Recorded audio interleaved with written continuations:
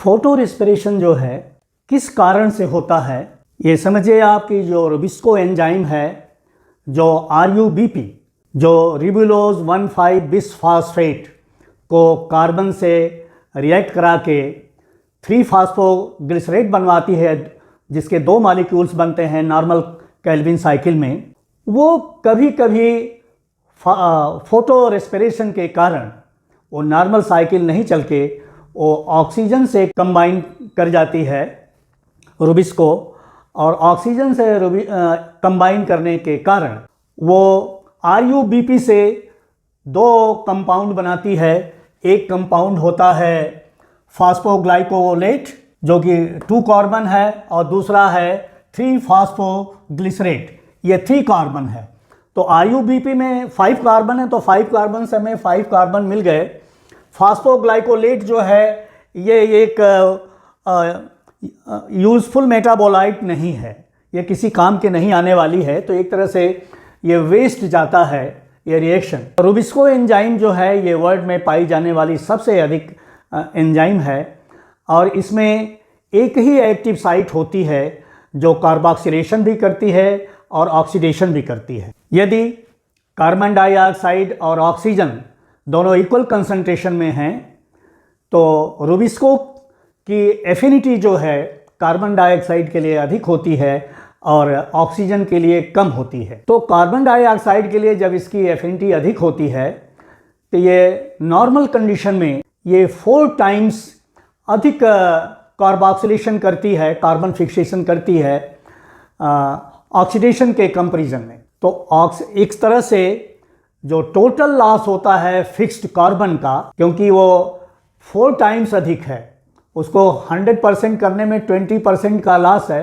तो इस तरह से फोटो रेस्पिरेशन से 20% का लॉस होता है। रुबिस्को एंजाइम इसकी ऑक्सीजन के साथ ऑकेजनली कंबाइन करने की एक इनहेरेंट प्रॉपर्टी है, वो करती ही रहती है कभी कभी, और कई कारण होते हैं कि वो क्यों ऑक्सीजन से कंबाइन करती है। ये स्टोमेटा जब टेम्परेचर बढ़ता है तो लीव्स में जो स्टोमेटा पाए जाते हैं वो क्लोज हो जाते हैं, जिससे कि वाटर का कंजर्वेशन हो सके, वाटर इवापोरेशन से, ट्रांसपिरेशन से लॉस ना होने पाए, उसके लिए स्टोमेटा प्लांट अपने क्लोज कर लेते हैं लीव्स में।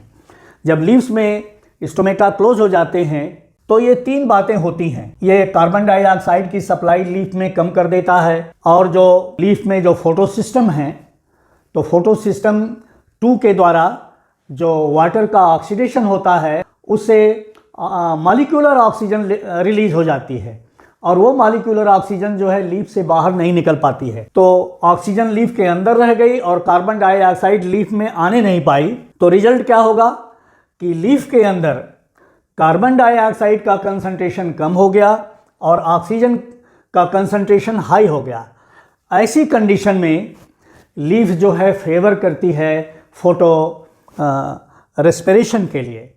तो फोटो रेस्पिरेशन के द्वारा जो फिक्स्ड कार्बन है उसका लॉस होने लगता है, और ये फिक्स्ड कार्बन के लॉस से प्रोडक्टिविटी भी प्रभावित होती है, और ये ट्रॉपिकल कंडीशंस में ये प्रोडक्टिविटी बहुत अधिक प्रभावित हो जाती है।